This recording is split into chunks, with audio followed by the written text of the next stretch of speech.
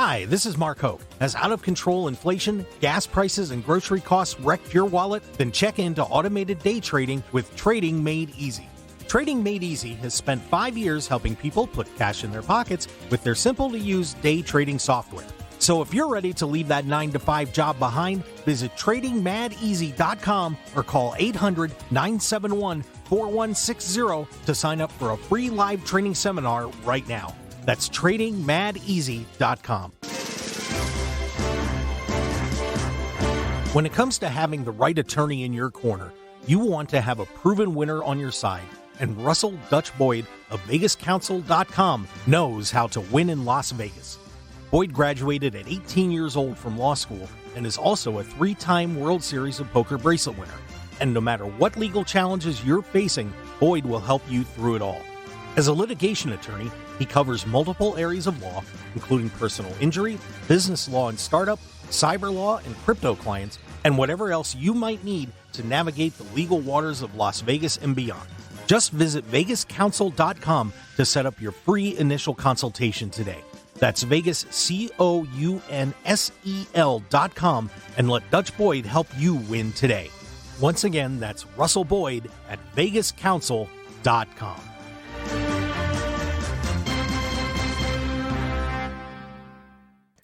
1015 FM, 720 AM. KDWN, the talk of Las Vegas. Ladies and gentlemen, welcome to the #1 professional wrestling radio show in Las Vegas. This is the Mark Hoke Show. The Mark Hoke Show.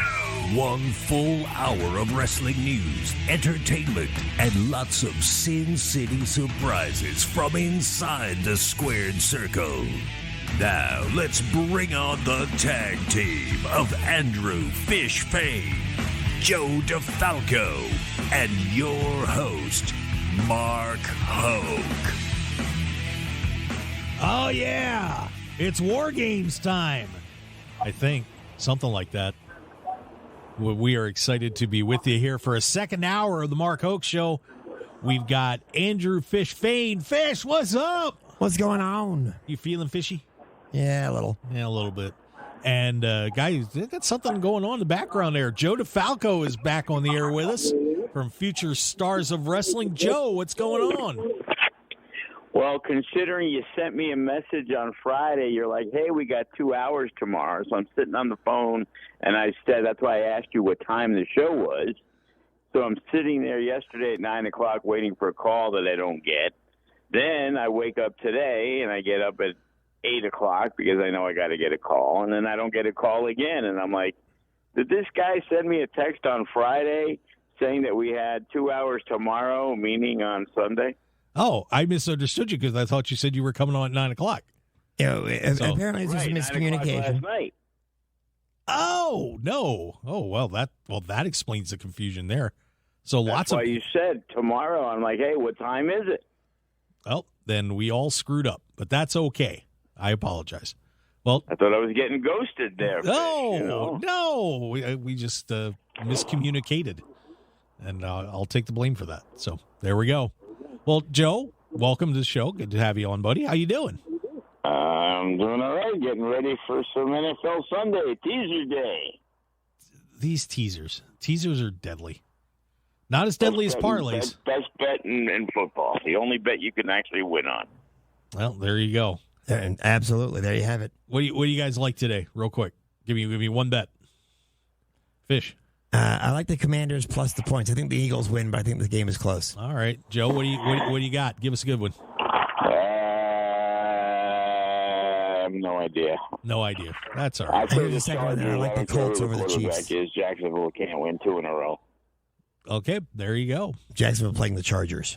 And, of course, don't forget, go to betonline.ag through the Mark Hoke Show website and, place your bets. Have fun. All right. So let's head to WWE land and talk about what's going on over there. And before we get into what happened on the shows, that announcement came out about Survivor Series. That Survivor Series is now going to have 2 War Games matches. For those that don't know what a War Games match is, you have basically alternating competitors going in on 4 or 5 man teams into a double ring steel cage. It was a Dusty Rhodes invention, wasn't it? Yep. And the boys are beating each other up, and maybe the ladies too sometimes. But I would imagine there would be one male, one female War Games. So let me ask you guys this, because the War Games match, typically you lead up to a War Games match. There is something that has caused some sort of friction between two factions or groups of people that get you in a steel cage where you want to destroy each other. We have just announced that to change up Survivor Series a little bit, which typically, when it first started, you had groups of 5-man teams and you would have multiple matches, and then as it's gone on, they've had Raw versus SmackDown. They've whittled it down to 1, maybe 2 Survivor Series style matches. But now we're announcing that we're going to do War Games matches. And to be honest with you, I'm just kind of wondering, with War Games, how are you going to get to that point? Because they're doing it backwards, as opposed to having the animosity and then the match. They're having the match, and now they're going to have animosity that leads up to these two teams being so bad that they're going to be fighting in a War Game style match. I mean, I would have gone with, maybe announcing it down the road, where all of a sudden, okay, now we're going to do War Games matches. We announced we're having Survivor Series, of course, and then announce we're going to have a War Games match. Joe, what are your thoughts on what WWE is doing with Survivor Series, adding these War Games matches in, and especially the stage that they are? I think it's great. There's no better match than the War Games match now, how they're going to set that up. I'm pretty sure back in the day, WCW announced the War Games, and then we kind of had, what we're going to do as that progressed. When is the Survivor Series? Oh, my gosh, that's a good question. Right around Thanksgiving. So we're talking right, so 3 pay-per-views down the road. Build it up, so it's not a big deal. Okay, fair enough. I don't know. It isn't. You're going to assume. But again, who can go 4-on-4 with the Bloodline? I highly doubt they're going to do the Brawling Brutes versus Imperium in a War Games match, or at least I hope not.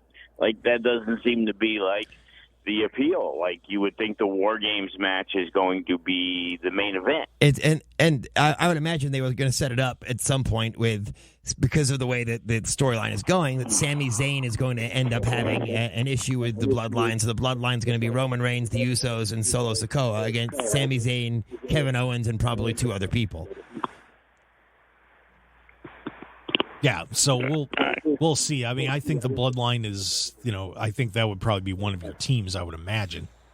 That makes sense. That would make sense. Maybe it's the Bloodline versus Judgment Day. Judgment Day? That was a joke, just because they were another faction. Oh, okay. Well, and Dominic goes over, brother. Yes. Dominic gets and Eva Marie comes back and is the manager. Oh, never mind. Oh, stop it. You guys. I can see it happening. It's a schmoz. Fish, you got your Dominic turn. Be happy. Be happy, please. Can you just let it go now? It's done. Fish. Yeah, I will let it go. Okay, thank you. Just wanted you to acknowledge there real quick. Speaking of acknowledging, Sami Zayn is now an honorary Uso in I thought, a pretty good promo. Sami Zayn has now been officially inducted into the Bloodline with Roman Reigns. But I got to say, Sami has done some amazing work with this thing. I still remember him as El Generico taking on Kevin Owens back in Ring of Honor, and Sami has just continued to be able to morph himself into different characters as well, and I think has done a great job. And he is just getting universally praised for what he's been doing with this. Of course, he's going to turn on these guys at some point, but I think this has been very well done, and they've somehow made Sami Zayn fit into this group, which I'm still stunned about. Joe, your thoughts on Sami Zayn's work as he is now an Uso? I think everything they've done in that storyline has been excellent. Bringing Solo Sikoa in makes perfect sense. The tension between the two Usos, one hating Sami, the other liking it, but probably liking more the fact that he gets to egg on his brother because Roman is, every time you think that, this is it for Sami, and one of the Usos gets all excited, and then, now he gets the shirt. It's like, it's brilliantly done, and it shows that WWE does have some capable writers. And you wonder why that 1 out of 20 storylines is worth a crap. Fisher, what do you think? I think that there's, WWE has a long ways to go to fix a lot of what that's ailing them at this point. Well, and the thing, it's sad because you still got stuff going on like the maximum male models. I think that's going to be going away pretty soon. Just a little bit of goofy stuff here and there, but I mean WWE seems to be on the right track, and we've got some pretty good stuff happening in WWE. My question in all that is, what is the end game? Sami Zayn's not going to beat Roman Reigns. Is Sami Zayn and Owens going to be the ones to topple the Usos? That's where I would think I would go if that's where they plan on, turning Sami Zayn. If he turns and nobody wins anything, then it ends up being a waste of time. Well, I mean, it seems that they're setting up something with Jey Uso as well, because you could see the animosity that Jey had when he was excited when he was ripping off the shirt, when he got to rip off Sami's shirt, and then he got all ticked off when Sami got the new shirt. Well, maybe he had so many DUIs they can get rid of him, and Solo Sikoa is going to step in as the other Uso, and they maybe think we don't remember. That's a good one. Yeah, and they actually, see now, as we're praising that too, they just did this angle on NXT where they took the North American title off Solo Sikoa, claiming mind-boggling. He shouldn't have been in the match, and Shawn Michaels is doing this whole thing to it says I know how you feel, brother, and it sucks. Oh. I have no knowledge of understanding why they even bothered to do that. It makes absolutely no sense. No. And I'm really disappointed about it because I thought it would be great to have him running around with the North American title because all these guys would have championships and the bloodline extends down into NXT, ties that programming together and I think would have helped NXT in terms of drawing viewers, having Sikoa as the North American champion, because you just, you get the interest in the bloodline down there too, and you never know what's going to happen. And now you broke that tie. I don't know. I thought that was very odd. And I know they're taping shows because they're redoing the sets and all that kind of stuff. Because if you didn't see that last week, they changed the logo and they're going back to sort of the black and goldish era of NXT. So they're fixing everything up, but I don't know. Wasn't real happy about that. No, it just, again, it's right when it seems that WWE's on the right track, they start doing some weird stuff. Yeah. I was going to swear, but I said it. It was like you have the guy hold the title for a week to come up with this bull storyline. Yeah, I mean, why give it to him in the first place? Yeah, it made absolutely no sense. It's like, it almost makes you think, hey, maybe that wasn't supposed to be the ending, and that's how but it's like, there's no possible way, and it's like, why didn't anybody think ahead? Like, was the idea, like, how many interim titles and ladder matches and vacant title matches, between both companies? It's pretty crazy lately. No, absolutely. And I know we were talking about this last hour, but I wanted to bring it up with you because this is something I wanted your opinion on. AEW, something AEW did that was strange. We talked about Adam Page winning a Battle Royal to win a golden ticket for a title. Why would a company do that when they'd just given basically the exact same thing to MJF, 2 weeks before? Again, it's Tony Khan. He makes a lot of nonsensical moves. It's like, we've learned over the years, he's walked in and he's gotten carte blanche from everybody. and he's the savior, and he's gotten a lot of people jobs. But booking-wise, he's come up with the most moronic ideas. You know, I'm still wondering what happened to when MJF won the ring. What did it actually accomplish? I thought he was supposed to get a title shot because of the ring, but then never heard anything about that either. That ring's very handy, though. Yes. All three of them. I think you should wear all three and punch somebody. I actually got hit by somebody who took 4 class rings, put them on their fingers, turned them upside down, and smacked me on the top of the head. That didn't feel good. Actually, I think it was just a way to get Brian Cage on the show. So they said, "Hey, let's do a battle royal." Well, it was good to see Cage on there, though. I got to say that. I was actually talking to him the day before, and he was like, "Yeah, I have no idea what's going on. They're sending me. I have to leave tonight." He said, "I'm like." He was under the impression they were going to do some, like, you know, photo work and stuff, but then he heard something about a battle royal, and it should have been called, like, the Last Chance Battle Royal, and they should have had, like, 20 of the guys who never work on the show, and the winner actually gets TV time. Now, that would be a bigger deal. Absolutely. Joe DeFalco, everybody. Of course, this is the Mark Hoke Show on KDWN 101.5 FM, 720 AM, the talk of Las Vegas. I'm Mark Hoke, Andrew Fish, Fain and Joe DeFalco from Future Stars of Wrestling. And of course, the Mecca card coming up here soon, and Brian Cage is going to be on that, so we'll look forward to it. Oh, star-studded, man. It's loaded. That card is loaded. We'll give you a chance to talk about that towards the end of the show, because it is going to be a great night for Future Stars of Wrestling. But we had some pretty good stuff on Raw and SmackDown this week.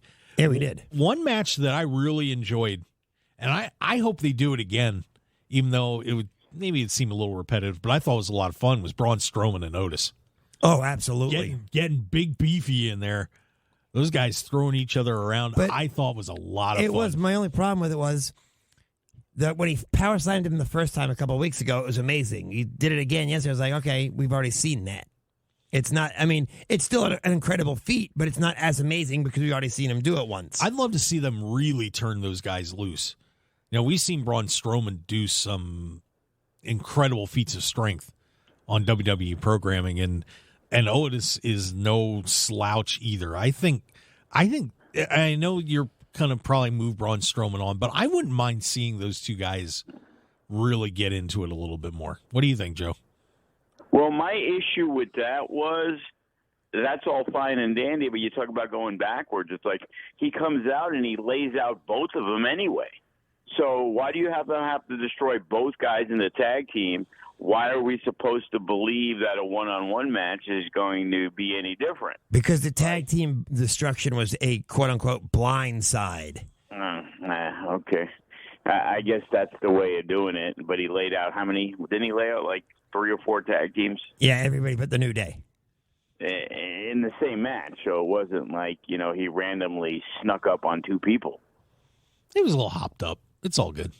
And again, obviously, where does Strowman go? He's going to have to wrestle a lot of these mid-card guys and reestablish himself because there's too much going on at the top. And, you know, if you didn't ostracize Otis and all these other guys so much, it would mean so much more.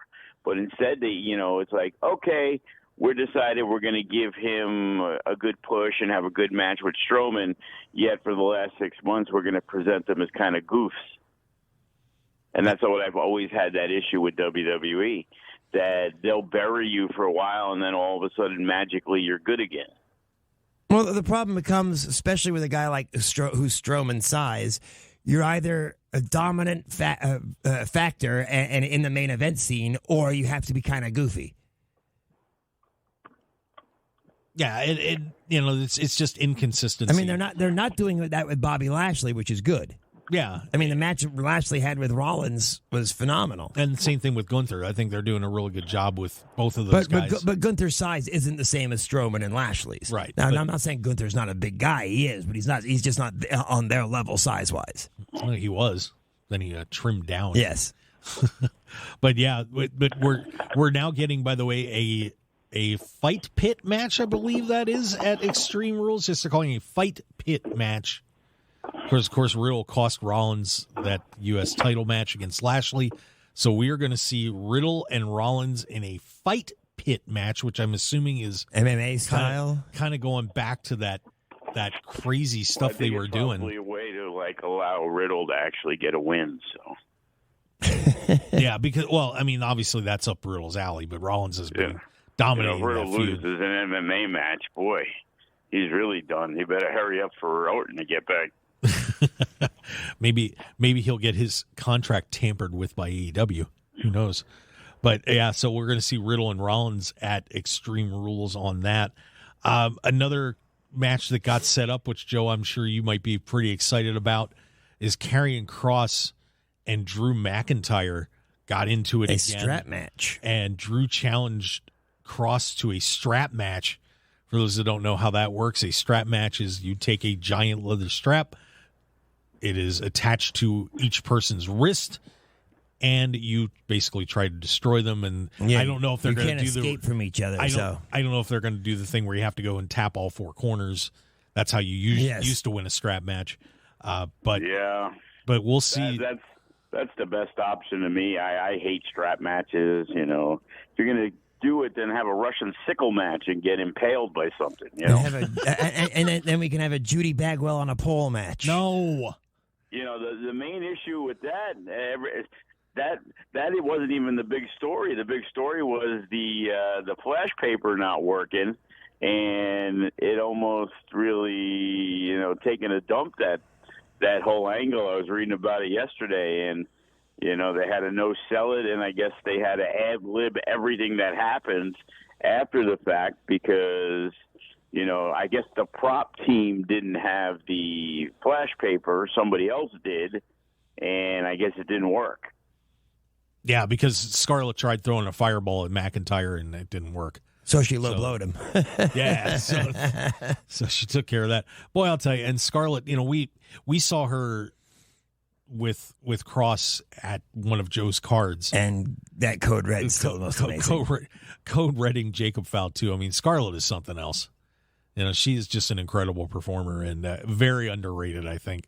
But, that was an unfortunate happening that happened. But that one move was well worth the price. Yeah, sure. I agree. Oh, absolutely. I was marking out. You and me both. Yeah, that was something else. But I still, certain things you may not remember, but that's never going to leave the memory banks. Watching her do that Code Red. That was probably the pop of the night. No doubt about it. So we've got Drew and Karrion Kross at Extreme Rules. Isn't it? Is it Karrion or it's Killer Kross? Is it not? No, it's Karrion. It's Karrion. We're back to Karrion again. He's only Killer Kross in FSW. So strap match for those two should be a lot of fun. Another fun match that we had take place, the Brawling Brutes, and I would not have guessed that this match was going to be as good as it was. I'm not super big on Ridge Holland, but he and Butch, formerly Pete Dunne, taking on the Usos in that tag team title match on SmackDown. Man, I'll tell you what, the crowd was into it. A terrific work by all four guys. That one was a good one too, and we continue to see the Brawling Brutes getting over and looking good. And they went from a heel faction to, you're right, they are now completely over. As you can see what happens when you actually put time and effort in trying to build something. Like those guys have quickly become, if they won the tag team championships, people would have not been like, oh, how did they make these guys win? And it's like it's not that hard a process to make so many more guys relevant that way when somebody does beat those guys or whatever people it is, it becomes a bigger deal instead of, like that. Ridge Holland was kind of like, halfway out the door after, messing up Big E, and bounce back, and I guess the best thing that Triple H did was bringing back the third guy from Imperium. No, I will. Who said that? But I will say this: the other thing they've done is, even though they haven't changed his name, they've changed Butch from that little yipping bulldog that used to be on the side of Spike. Remember in cartoon Spike? And yes. They've turned Butch from that into what was it? The Bruiserweight again. Yeah, I mean Pete Dunne everybody forgot when they called him up and made him Butch how good he is. Oh, absolutely. And they He turned is. him into the bruiserweight again. And the moves he's doing with the joint manipulation and all of that. I mean, and he took a great spot when he was doing the shooting star press and got kicked. Yeah, I really enjoyed that. And boy, I'll tell you what, we get Imperium and the Brawling Brutes. And I know we're going to have a rematch with Sheamus and Gunther in a couple of weeks for the Intercontinental title. Man, some hard-hitting good stuff. The Survivor Series is coming up. If we could bring DOA and the Boricuas in, it'll be a great four-way. Well, then the corporate ministry has to be involved somehow. Oh, man. How about right to censor? Yeah, you got a Viscera come back. Oh, wait, no, Viscera can't come back. Stop. Midian can come back, though. Yeah, Midian can have good old Dennis Knight. Oh, you guys. And they'll wear clothes this time. Oh, please. Oh, I'll tell you what. I think we just need to take a break. It is necessary at this point. Mark Hoke, Andrew Fish, Fain, Joe DeFalco here on the Mark Hoke Show on KDWN 101.5 FM, 720 AM, the talk of Las Vegas. More pro wrestling news and entertainment as we keep breaking down the happenings in WWE. We'll have more for you in just a little bit. Stick around. We'll be right back. I'm Mark Hoke, and I've got to tell you about the incredible Family Soul Restaurant. They're the only soul food restaurant in Northwest Las Vegas, and simply put, they're the best in the city. Dan and his family have always treated me like I was a part of theirs every time we come in, and we never leave hungry. Start off with the amazing appetizers like their mac and cheese crab balls, crispy wings, and Dan's soul rolls. Then dive into Family Soul's dinners with homemade catfish, hot links, and fried chicken with all the amazing sides you could ever want, and finish it off with homemade peach cobbler and banana pudding. Plus, they're now open for breakfast Friday through Sunday, too. So head on over to Family Soul Restaurant right now at 2300 North Rainbow Boulevard, Suite 108, just off the Lake Mead and Cheyenne exits of I-95. Check them out at FamilySoulRestaurant.com or call 725-205-5085 for hours and their menu. Mention KDWN and get the People's Choice Special of catfish, yams, and greens for just $15.99. It's food for the soul and the family. Family Soul Restaurant. You're listening to the #1 professional wrestling radio show in Vegas, The Mark Hoke Show. The Mark Hoke Show. Now, here again is Mark Hoke. All right, and we are back here on KDWN 101.5 FM, 720 AM. I'm Mark Hoke.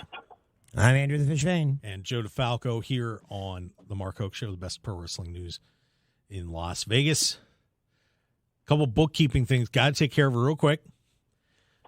Make sure you guys head on over to Family Soul Restaurant. Get over there right now. Breakfast being served, 2300 North Rainbow Boulevard, Suite 108. Go to FamilySoulRestaurant.com. Mention KDWN and get that People's Choice Special. Catfish, yams, and greens, just $15.99. That's Family Soul Restaurant. And also, don't forget, if you notice, the stock market kind of started to continue to bottom out, I guess. If your 401ks are hurting, go to TradingMadeEasy.com or TradingMadEasy.com and check out the world of automated day trading software. Chance to pick up some extra cash. So you can either go to TradingMadEasy.com and sign up for that free webinar, or give them a call at 800-971-4160. And Buddy James is going to take care of you, I promise. It's TradingMadEasy.com. The company is TradingMadeEasy.com. It's so simple. Just get rid of that. They only need one E in there. It's pretty cool. It's so simple, even fish can do it. Right. Thank you very much. Right. Absolutely. And I did also want to mention real quick, we want to thank Brian Blair. Easy for me to say.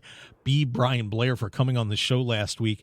And, of course, the Cauliflower Alley Club is having their 56th annual reunion here in Las Vegas, Monday, Tuesday, and Wednesday down at the Plaza. And all you got to do is get a membership to be able to go and check out a lot of the stuff going on. Of course, they have the banquet. You can get a ticket for that, too. So we would highly encourage you to do that. Of course, if you don't know, Cauliflower Alley Club supports wrestlers in need and others that have been in the industry that have fallen on hard financial times, for whatever reason. So you can go to caulifloweralleyclub.org, get your ticket, get your membership, and you're going to be able to go to this all the cool stuff they've got going on for 3 days at the plaza. If you go and happen to run into Leaping Lanny Poffo, please find out why he had 2 pair of striped trunks in his bag. B-striped trunks. B-striped trunks in his bag. It is something else. So once again, caulifloweralleyclub.org. He just so happened to have them. I've gone in the past, and guys like Steve Austin and Jim Ross, Rey Mysterio's actually getting an award. I know Conan's going to be there, so you're going to get a good opportunity to meet some good people. Sin Bodhi's going to be selling his line. He makes these amazing LJN figures. If you've ever seen, like from guys like from Andre the Giant, he's got a new one of Bobby Heenan that looks fantastic. And he puts them together. And I know he usually has a spot in one of the booths because that's what they do during the day. Yeah, so get on down there to the plaza. But like I said, you have to get a membership to go, and it's $25 a year, and you're supporting a great cause. Or it's like $300 for a lifetime or something like that. Yeah, something like that. So caulifloweralleyclub.org, and I know I'm going to try and get down there. We'll see if we can drag fish down too and check it out. So should be. Maybe I'll ask Leapy Lanny Papa myself. Maybe you will. I think that would be fantastic. So get on down there. It's going to be a terrific event. Let's see what else we got going on in WWE land. Well, actually, before we do that though, too, Joe, I wanted to ask you about this tampering issue with what's been happening with AEW and WWE reaching out to these AEW performers while they're still under contract. You're a promoter. You have your own organization. What do you think about what's been happening with this situation that WWE is trying to rope these guys from AEW coming back in that are still under contract, and they're not really supposed to be doing it? Yeah, well, they all do it. It's nothing that's, obscure. I was talking with somebody, and they were like, yeah, I was talking to somebody, and he was, checking it out for me, and that's from the opposite side. So everybody's always looking to see if there's any interest down the line. Not the biggest deal. It isn't like, hey, MJF, we'll give you $2 million. You want to come over? Oh, okay. Hey, Tony Khan, I quit. I'm going to WWE for $2 million. It's like the contract expires in 2024. MJF can run his mouth forever, but it doesn't matter. He can't go anywhere. Everybody's like, oh, Malachi Black. Maybe he did do it hoping that he could get back to WWE, but Tony Khan's not just going to release him and say, oh, okay, you can show up on Monday Night Raw tomorrow. Yeah, I mean, it's just overblown. It's kind of like, Tony Khan with his little fits, like, oh, I can't believe WWE ran the same weekend as me. Like, are you, serious?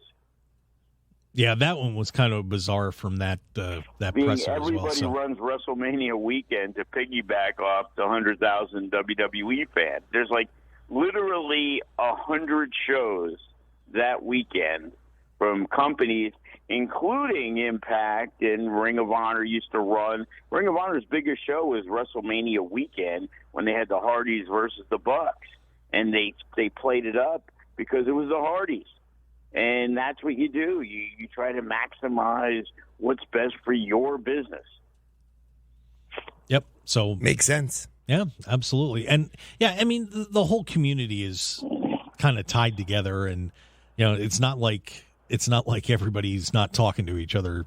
No, it's very incestuous. I mean, you have people married in separate companies, whether it's Andrade and Charlotte, or Zelina Vega, and it was Malachi Black, and now Malachi Black's a free agent. But, people are everywhere.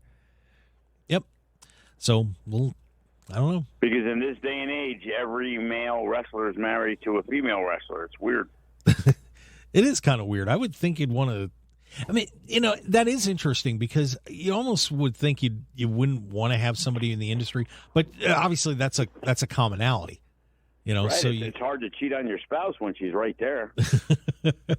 Very true. Very true. By the way, did you guys see that story about Vince McMahon? Speaking of cheating, this was a funny one.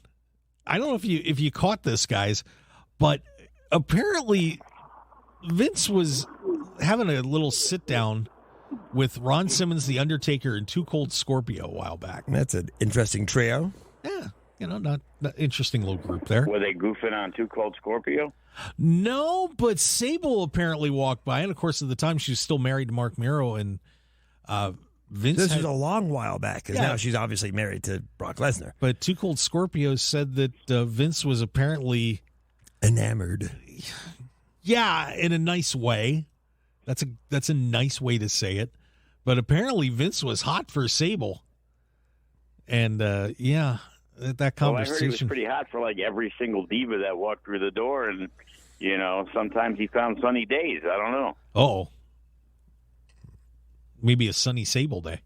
Wow, that would have been a night. Not anymore. Now it's easier to find sunny, but I don't know if you. Never mind. Oh wow, wow! Oh my Lord, that is a fish. That was bad. I said never mind. I stopped. Horrible. Oh, I'm offended. I'm not offended at all. It's all good, fish. I'm not either. You do what you got to do. Also, by the way, added to the, it looks like we're going to have Bayley and Bianca Belair also at Extreme Rules. So for a title match. So last week we had mentioned that we had Logan Paul and Roman Reigns for a crown jewel, getting a crown jewel. So we were kind of skipping a pay-per-view ahead. But now we get this match as well, and I think everybody's pretty excited to see Bayley getting in there with Bianca again. Extreme Rules is starting to set up okay. What do you guys think about this card so far with Liv and, we had Liv and Ronda in the Extreme Rules match, Riddle and Rollins in this pit match. In the pit match, McIntyre, Cross, and now we're going to get Bayley and Bianca Belair. It's shaping up to be a typical lesser premium live event. Joe, what do you just need to find out some info? Is there a betting line on Cross? Might have to get some insider trading. I didn't see any lines for that one yet. The only thing I saw that is up at the moment on betonline.ag, and of course you go to markhokeshow.com and click on one of our links, you can get that big bonus. 50% up to $1,000, which is pretty good. The only one that's up there right now I saw is the MJF line if he's going to be world champ by the end of 2022. That's all we've got. It keeps creeping up a little bit. Yeah, that's now a plus or minus 400 yes. So you can bet on that. Plus 250 no. So you can see what you want to do on that. Pretty interesting. If MJF is going to win it, he's only going to win it at one of their big pay-per-views, so they're not going to give that away on television probably. And they only have one more pay-per-view this year. It's AEW. They like giving away things for free. They think they're WCW. That's a good point. It could be on any... Hey, a special on AEW Dark, MJF shocks the world. You almost wonder sometime if that you would have a title change on Dark. I wouldn't think so. But you never know with AEW. If you want to legitimize the show at all, you have to admit, you have a minor title change. Yeah, you make up a belt. You call it the 21-7 rule. You get 3 hours of sleep.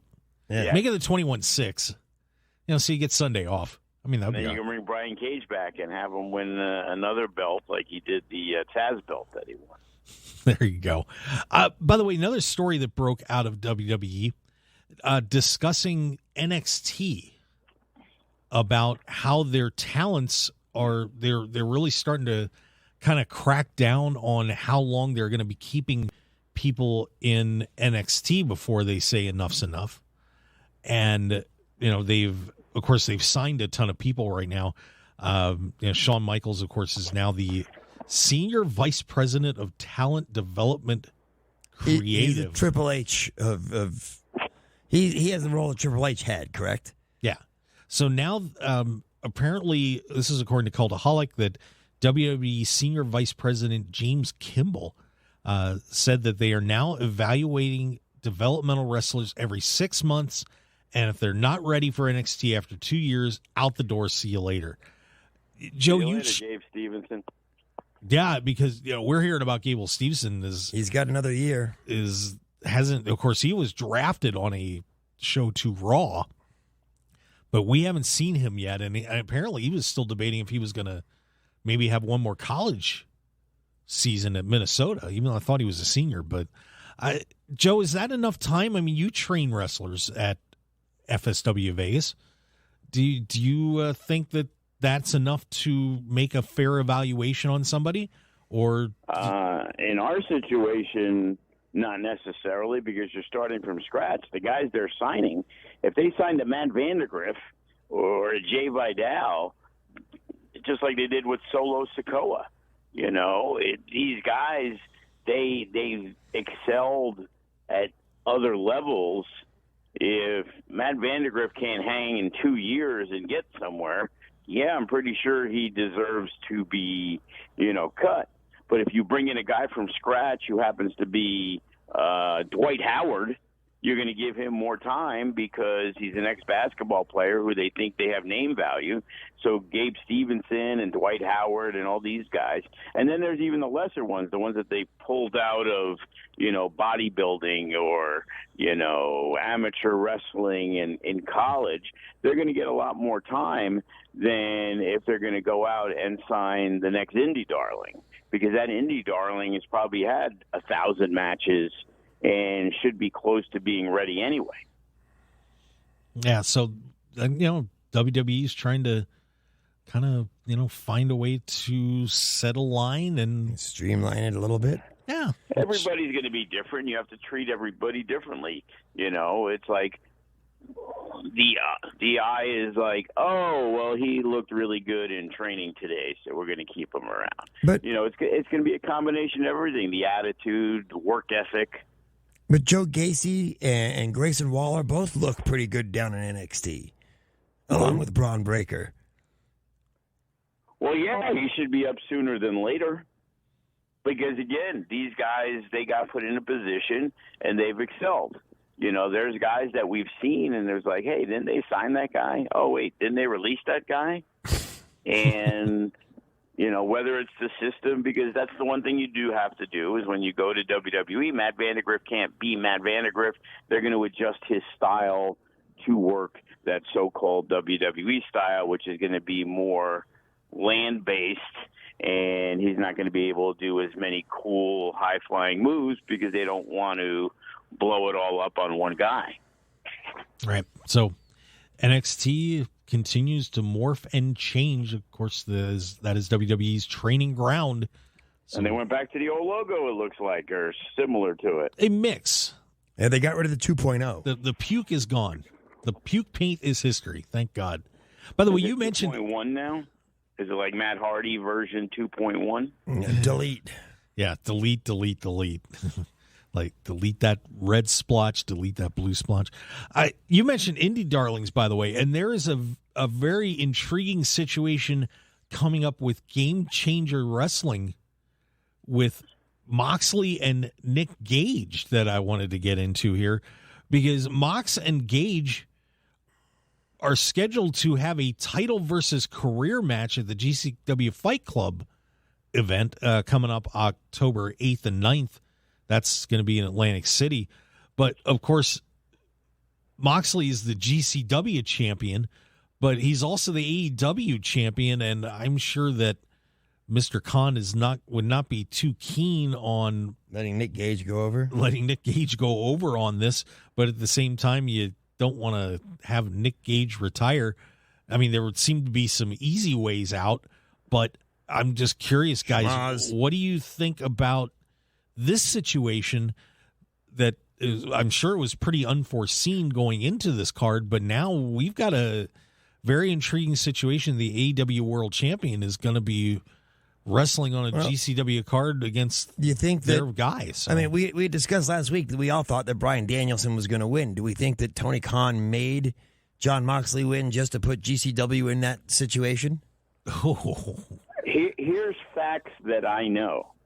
Even when I was talking to some AEW guys that I'm friendly with about, future events at the Mecca, I've talked to guys that we've used in the past, and a lot of the stuff had to be cleared through them.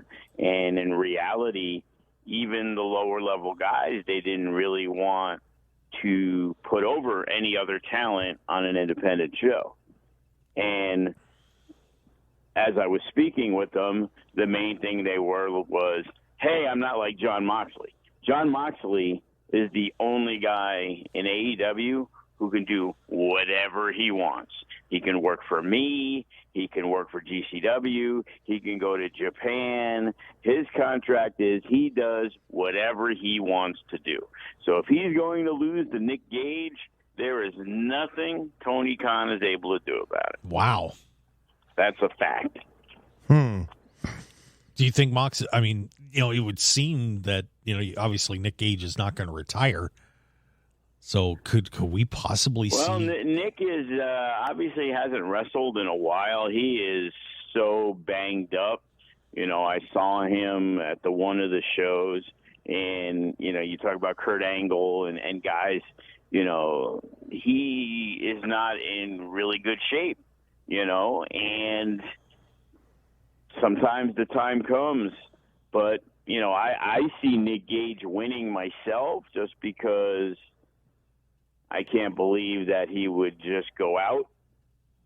And Moxley and GCW have a fantastic relationship, and if Moxley wants to put over Nick Gage, which I'm pretty sure he would if that's what the scenario calls, he's going to do it. Doesn't a contract like that for Moxley put animus in the rest of the AEW locker room, though, because no one else could do that? I'm pretty sure CM Punk could have did whatever he wanted to. So, everybody is different. I thought Bryan Danielson had that same kind of contract as well, actually, that he could wrestle in Japan. And a lot of those guys, Moxley's like a different breed, though. Like, he'll work Sami Callihan's show. He'll work those shows, and you don't see Bryan Danielson working any other show in the United States, and if he did work somewhere, everybody would assume he would go to like New Japan and work for that company, which is a big deal. But Jon Moxley loves wrestling. He's friends with Brett at GCW through the days from CZW, and his partner back in the day was Sami Callihan, and he'll come in and he'll do those shows. And just as I know, and he didn't know me and cross-hooked up the deal with him, he worked for a pittance of what he's getting. Jon Moxley worked basically for nothing, and it was basically tribute money that I had to give him to just thank him for being there. It wasn't a rate. It was just like, hey, throw him some money, take care of him. He's doing this for us. Wow. Very interesting. Mox is a different cat. Yes, he is. That's for sure. One other story that I did see this week that I thought was intriguing and could possibly right what I thought was a terrible wrong. Kurt Angle has said that he is open to possibly doing another match. And if you remember correctly, he was supposed to go out against John Cena. I thought he had his retirement match Happy Corbin against Baron Corbin, which Corbin then was getting to brag about, so Corbin got a rub off of it. But a lot of people were really disappointed that Kurt Angle's last match was not against, shall we say, a more heralded opponent. And Angle, in a recent interview, said that, in pro wrestling, anything's possible. Maybe down the road I might have the itch to do it again. Apparently he had knee replacement surgery and he's kind of seeing how it goes. But but he is opening up the possibility of having one more match. Would you guys think that Kurt Angle should hop through those ropes one more time? If he looks like Only he did, if he wrestles Ric Flair. If he looks like he did. After I get off the phone with you guys, I'm going to reach out to the representatives, and I'm going to make a new headline match at Mecca 8, Ric Flair versus Kurt Angle. Would that be Ric Flair? What would you call that?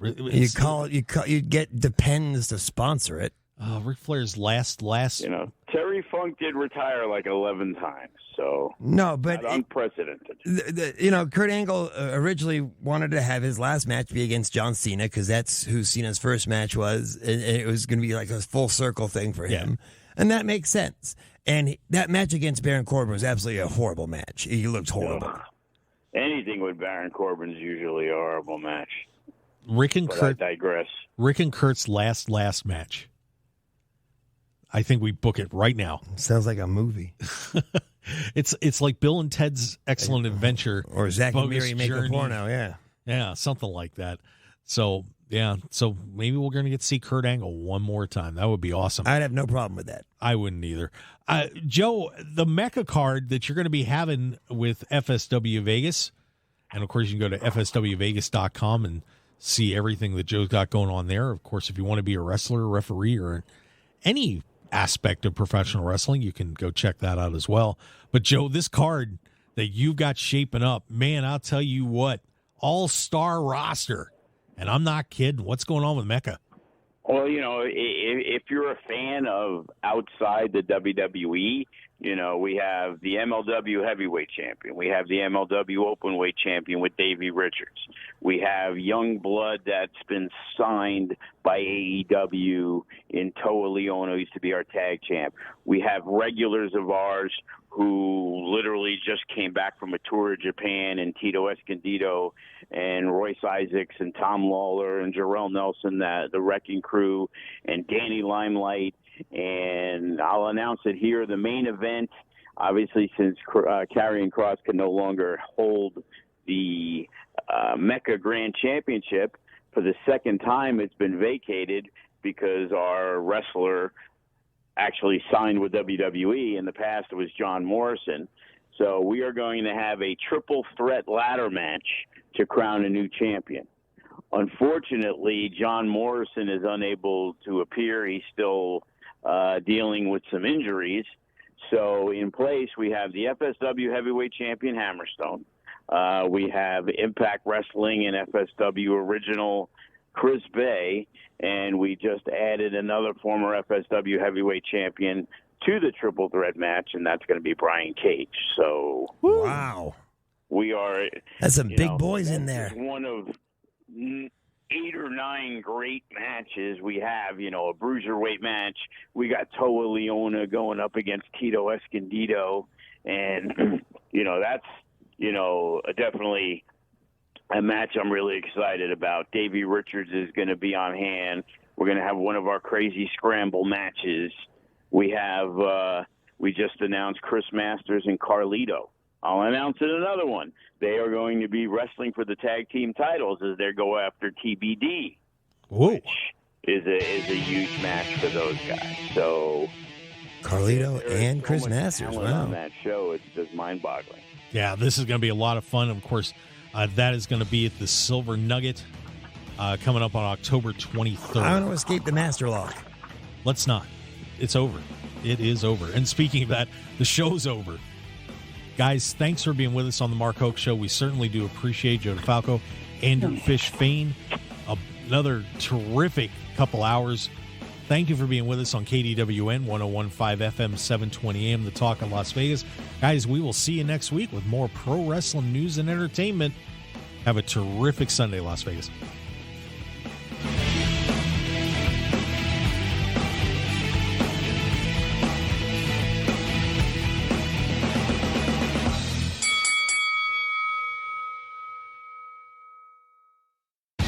Want more of The Mark Hoke Show? Follow us on Twitter at Mark Hoke Show, like us on Facebook at The Mark Hoke Show, and visit markhokeshow.com to keep up with everything happening with the show. And remember to check out all of our archive shows on YouTube at The Mark Hoke Show and download our podcasts at markhokeshow.pod.